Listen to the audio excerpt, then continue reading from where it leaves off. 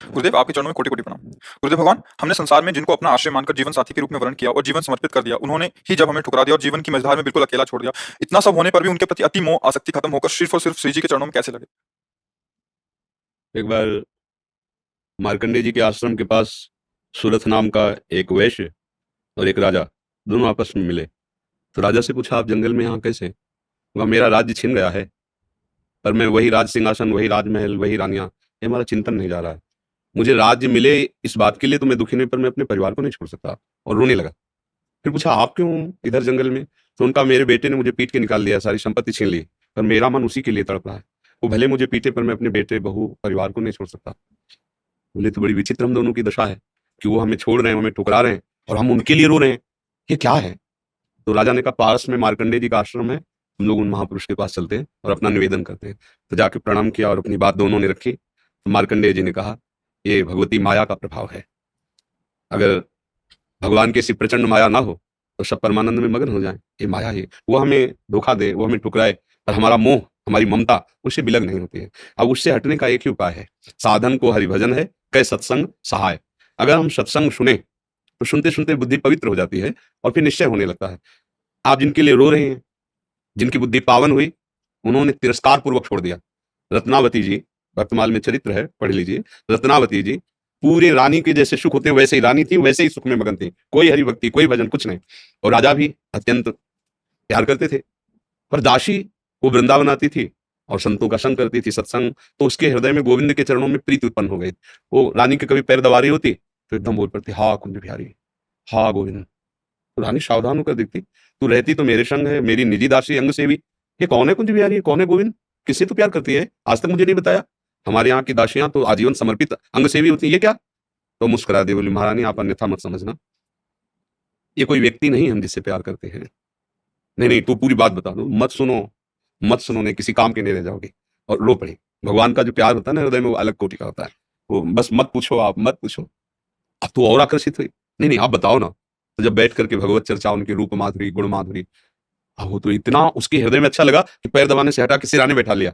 देखो तुम अब वहां नहीं, अब यहाँ बैठ के केवल हमें प्रभु की बात सुनाओ। इतना रंग चढ़ा कि हृदय विकल हो, उनका कैसे दर्शन हो सकते हैं? गोविंद के कैसे दर्शन हो सकते हैं? बिहारी जी के कैसे दर्शन हो? तो उनका, महारानी जी एक उपाय है, यदि प्रगट में संतों का संग किया जाए तो निश्चित संत सभा में गोविंद छुपे रहते हैं, वो जरूर कृपा करेंगे। तो रानियों कहीं जा तो सकती नहीं, तुम ऐसा करो, बगल में एक भवन तैयार करवाओ संत सेवा के लिए, और संतों को बुलाओ, और हम स्वयं बनाएंगे, संतों को पवाएंगे, उनके श्रीमुख से भगवत चर्चा सुनेंगे। उस समय दिल्ली में बादशाह के समीप विराजमान थे माधो सिंह, उनके पति का नाम था। अब रानी का हुक्म, महल के निर्माण हुआ, पास में संतों, और खिड़की से वो दर्शन करती, फिर सुंदर भोग पधराती, जाके सब संतों को पवाती। ये जब सूचना पहुंची राजा के पास, बिना हमारे आदेश के संत निवास बन जाना, संतों के बीच में, रानी को ऐसे कोई सहज थोड़ी देख सकता, जाना सब, तो हुक्म कर दिया, बिल्कुल नहीं, संतों के समीप जाना बंद, ये सब बिल्कुल, क्योंकि एक राज मर्यादा होती है ना। और कुछ कठोर शब्द कहे। तुरंत नाई को बुलाया, अपना मुंडन कराया और संतों के बीच में बैठ गई, बोले, आज से राज अन्न का त्याग। अगर मैं कहीं रानी हूं, कहीं भी किसी भी अंग में, मैं उसे रानी नहीं रहने दूंगी जो मुझे संत और गोविंद से दूर कर दे, कदाप। ये जब सूचना पहुंची को तो मुड़ मुड़ा के बैठ गई। सोचा, ये तो मतलब भारी के भारी अपमान, इससे ज्यादा क्या हो सकता है? अगर मैं मारता हूं तो प्रजा विरोध में हो जाएगी, इसलिए इसको मारना तो है। बोले, एक जंगली सिंह लाओ और छोड़ दो, तो संतों को, रानी को, सबको मार डालेगा वो।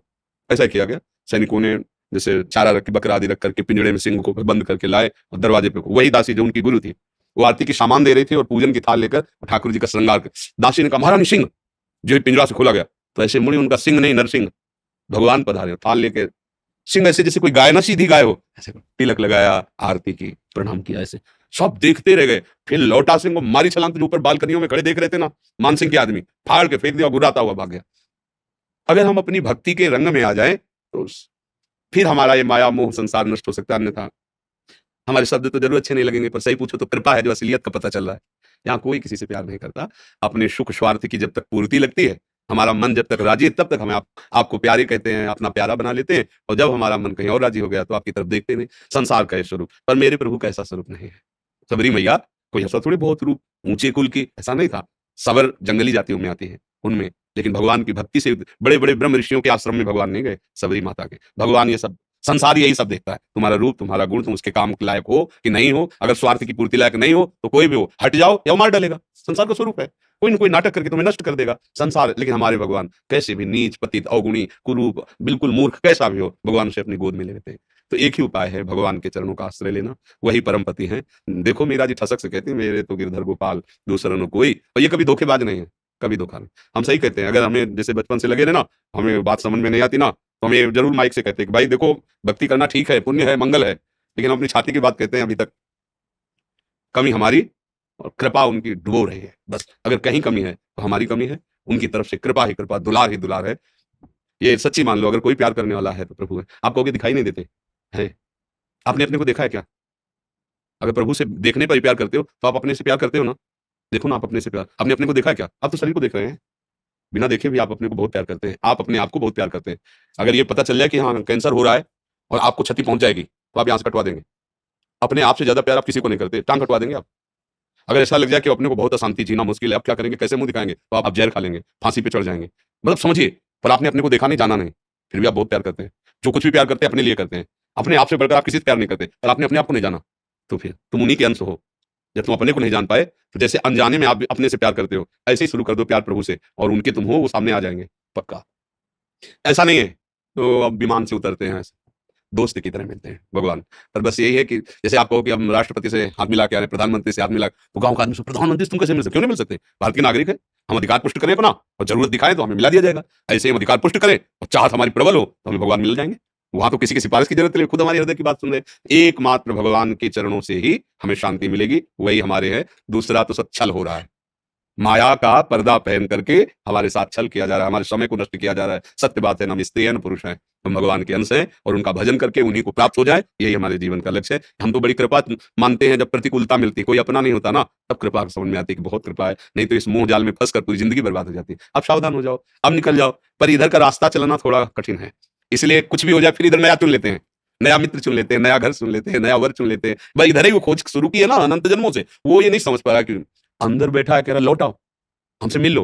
पर हम लोग बाहरी खोज कर रहे हैं, और वो अंदर ही बैठा है, घर के अंदर प्रीतम बैठा हमारा इंतजार कर रहा है, हम दरवाजे के बाहर भटक रहे हैं, उसको खोज उसी को रहे हैं। जो सुख है, जो शांति है, जो आनंद है, वो प्रभु ही है, उन्हीं के लिए हम खोज रहे हैं। पर उनको ना मानकर, ना जानकर, अन्य रूप, अन्य भाव में, इसीलिए हमें शांति नहीं मिल रही। मुझे लगता है नाम जप करो, सत्संग सुनो, और प्रभु को अपना मानो, फिर वो जैसे जीवन निर्वाह करवाएं उनके ऊपर छोड़ दो। वो चाहेंगे पति रूप में मिल जाएंगे, मित्र रूप में मिल जाएंगे, वो जो चाहे जैसे चाहे, पर अपना जीवन का भार उनको दे दे। ये संसार कपटी और छलिया है, यहाँ कपट और छल ही मिलता है।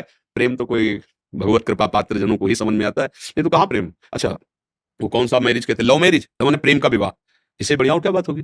भाई पहले तो गांव में था कि वर दूल्हा को नहीं दे, मतलब वर दुल्हन को नहीं देखा, दुल्हन दूल्हा को नहीं देखा। ऐसा नहीं था कि वो लड़की लड़का देख के बाद के ब्याह होता हो, ऐसा पहले नहीं था। गांव में तो माता पिता तय कर लेते थे, हो जाता। मतलब प्रेम का मतलब आपने चयन किया दोनों ने मिलकर, ये तो बढ़िया बात है ना। अब आपका मन मुटाव तो होना ही नहीं चाहिए, क्योंकि दोनों ने प्रेम विवाह किया, तो दोनों ने चयन किया, और 1 साल बाद तलाक हो जाता है।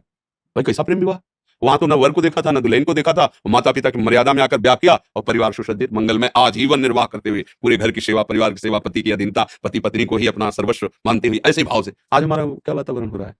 क्या हमारी उन्नति हो रही है, क्या उन्नति हो रही है? अगर पीछे से देखा जाए तो हमारी बढ़िया। ठीक है, माता पिता की पसंद थी, आपने पसंद, आपने खुद पसंद किया ना, तो अपनी पसंद का निर्वाह करते जीवन भर दोनों मिलके। ये क्या बीच में, ये क्या, ये प्रेम विवाह है?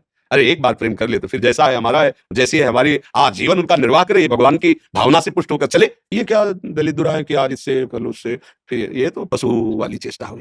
ये मनुष्य वाली चेष्टा, धर्म वाली चेष्टा, प्रेम वाली चेष्टा थोड़ी। प्रेम का है कि भगवान ने एक बार विधान बना दिया गृहस्थी में, हम उसी विधान में संतुष्ट रहकर धर्मपूर्वक से। पर न सत्संग है, न शास्त्र स्वाध्याय है, न भजन है, तो ये बातें सब लिखी है, दिमाग में नहीं आ सकती, हम ऐसे आचरण नहीं कर सकते। तो भगवान की कृपा से यदि आपको सत्संग समझ में आ जाए तो भगवान का आश्रय लो, वही मंगल करता है।